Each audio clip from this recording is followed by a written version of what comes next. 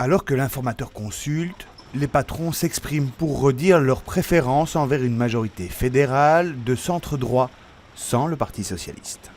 Quand on regarde les programmes politiques, oui, c'est vrai que les partis qui pourraient former un gouvernement dit de centre-droite, oui, ils ont dans leur programme des propositions pour renforcer le tissu économique.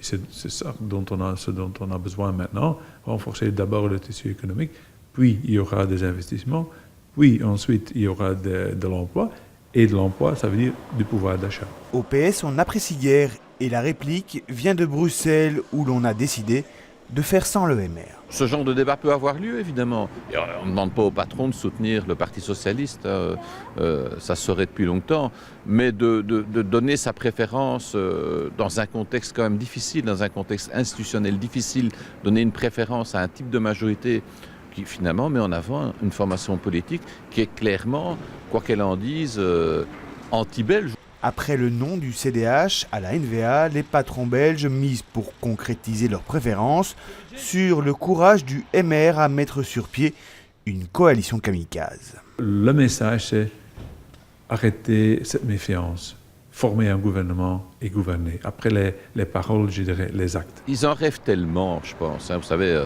c'est un peu aussi le fantasme de se dire enfin un gouvernement sans le PS. Ils y ont peut-être cru et puis ils se rendent compte que c'est peut-être pas aussi simple que ça. Et puis que d'une certaine manière, ça n'est pas un programme en soi, être contre le Parti socialiste. Hein.